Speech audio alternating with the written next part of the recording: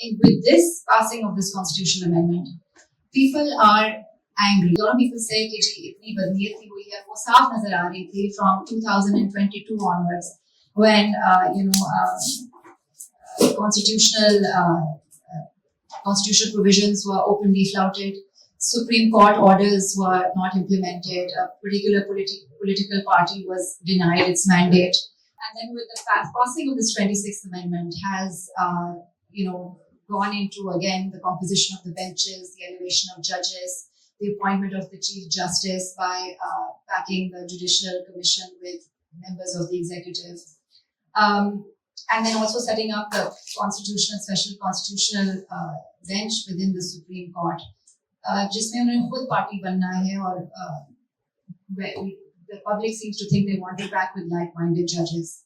So, and then of course there was a review judgment on Article 63. So, अगर इतनी बदनीयती नजर आ रही है और lawyers को भी नजर आ रही होंगी, why have we not seen a unified resistance among the legal body, among the bar associations and just the judicial body at large, just like we saw at the time of the High Chaudhry's? I think there are two differences with the time in 2007.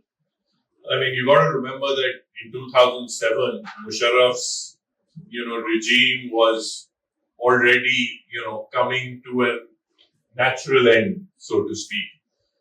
At least the natural limits of tolerance that historically the Pakistani nation has been able to, and by nation I include within the army, within the levers of government, etc. People were much more sick of him at that time, right? And that obviously it reflects in bar associations plus all the political parties at the time pretty much, had kind of, become anti-Musharraf. So that was one factor in it. Secondly, I think there is what you adverted to, the unreasonable behavior of the judiciary in the past. That's also kind of, turned some people off, right? Even within the bar, they're like, it's pointless, right? So there is some element of that. Also, thirdly, I think also the visuals make a big difference, right? I mean, we're an emotional people, all of us. Just seeing a Chief Justice dragged by his hair, by the police, that gives a certain kind of visceral impact, which, the amendment of Article 175A3D, doesn't, right?